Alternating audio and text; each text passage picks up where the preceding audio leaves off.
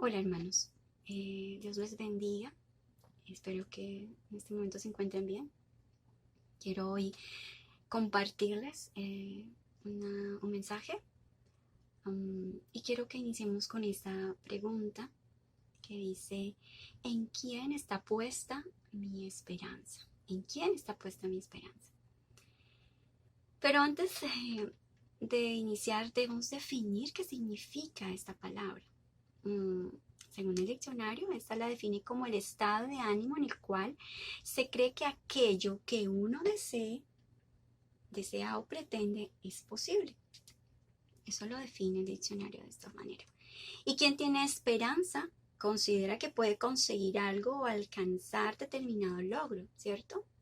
Que tiene la esperanza, eso es lo que considera. Y ahí surgen muchos ejemplos sobre la esperanza. Uno de ellos puede ser alguien enfermo, donde dice: es una enfermedad muy dura, pero tengo la esperanza que saldré adelante. Ustedes han escuchado el dicho que la esperanza es lo último que se pierde, ¿cierto? Y en este momento en que nos encontramos, esta palabra tiene un gran protagonismo, ya que vivimos una época difícil donde un virus nos ha enviado a permanecer en casa y cambiar nuestros hábitos, donde el sistema no estaba preparado, donde no, la gente, donde nosotros no tenemos una cultura de cuidado y cuidar al otro, ¿cierto? Pero no hemos sido los únicos, hermanos, a lo largo del tiempo. No hemos sido los únicos que hemos pasado por situaciones así tan adversas, tan difíciles. Las guerras, el hambre, las enfermedades han marcado momentos fuertes en el tiempo, ¿cierto? Donde muchas vidas han sido arrebatadas, muchas vidas han sido arrebatadas, donde el dolor, el egoísmo, la impunidad y la falta de creer en algo hace que la esperanza se pierda. Sí, la esperanza. Y volvemos a esta palabra, la esperanza. Ahora bien, entonces nos surge esta pregunta. Nosotros, como hijos de Dios, ¿en quién está puesta nuestra confianza?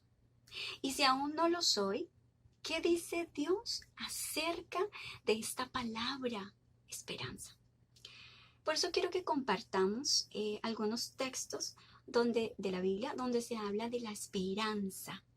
En la Biblia encontramos a personas que pasaron momentos fuertes en su vida, donde mostraron en quién estaba puesta su confianza. Es así como el apóstol Pablo, que sabemos que su confianza en Dios fue su sustento diario, donde él pasó situaciones difíciles, adversas, estuvo en la cárcel, a punto de muerte, pero su esperanza estaba puesta y siempre en Dios, ¿cierto? Su esperanza. Había algo que lo motivaba siempre y esa esperanza en Dios, ¿cierto? Y eh, apóstol Pablo propone en uno de sus escritos a Abraham como ejemplo de esperanza. Porque vivió Abraham su fe esperando.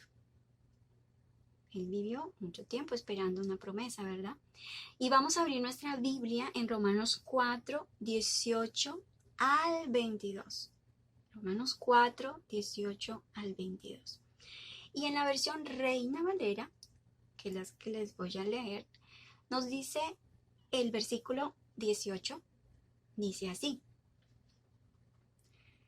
Él creyó en esperanza contra esperanza, para llegar a ser padre de muchas gentes, conforme a lo que se le había dicho, que así será tu descendencia.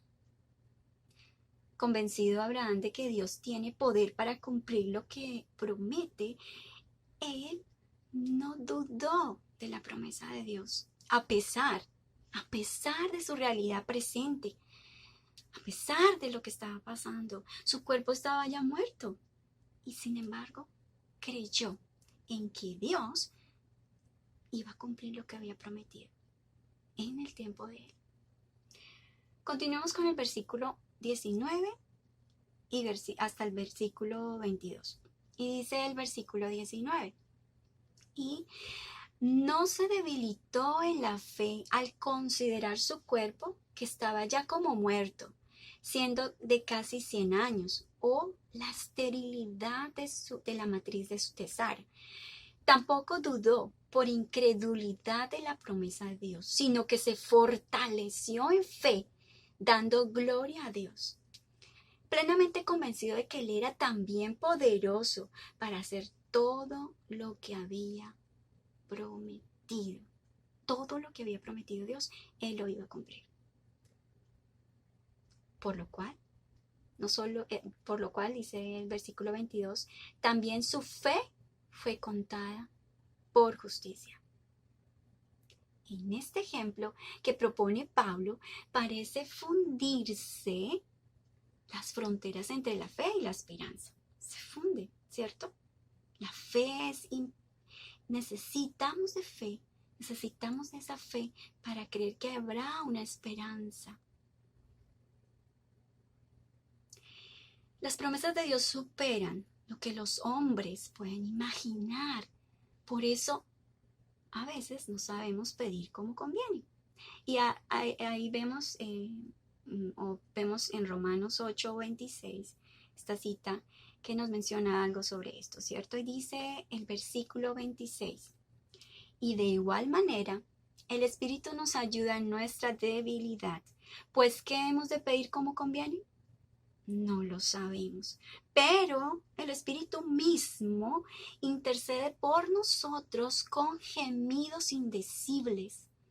Y el versículo 27 que continúa dice, mas el que escudriña los corazones sabe cuál es la intención del Espíritu, porque conforme a la voluntad de Dios intercede por los santos. Pero el Espíritu se ha hecho cargo de la debilidad humana, ¿saben?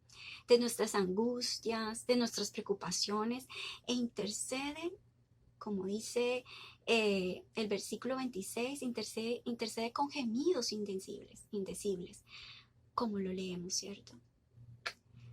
Y por tratarse de la oración espiritual, queda garantizado, totalmente garantizado, que esta oración será escuchada, lo dice el versículo 27.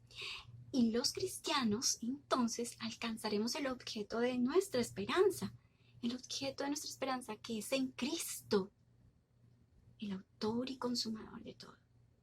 Entonces, ¿cuál es la invitación para hoy?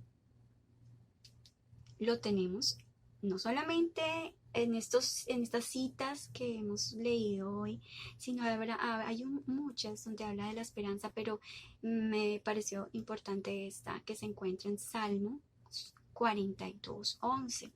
En la Nueva Versión Internacional dice, el versículo 11 dice, y hace unas preguntas: ¿por qué voy a inquietarme? ¿Por qué me voy a angustiar?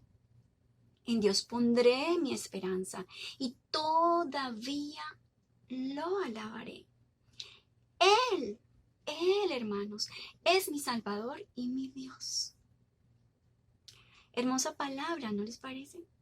Está cargada de toda la esperanza en que nuestro Señor, ¿cierto? Estuvo, está y estará dándonos esto, estará con nosotros.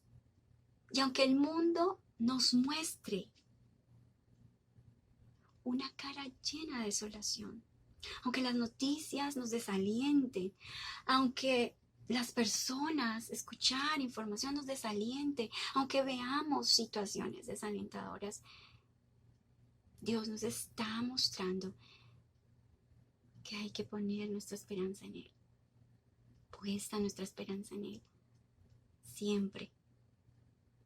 Pero ¿cómo ¿cómo es esto, cierto? ¿Qué debemos seguir haciendo? No solamente ya sabemos, bueno, que la esperanza Dios nos la estará dando, que Él tiene el control, ¿cierto?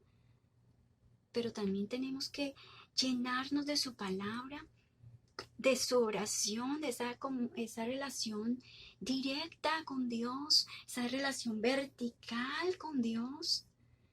Porque cuando nosotros oramos, cuando nosotros leemos la palabra, nos alimentamos. Y entonces esa relación horizontal va a ser mejor. Y eso que escuchamos, que estamos escuchando, podemos transformarlo y coger lo bueno, ¿cierto? Pero todo depende de la búsqueda con Dios.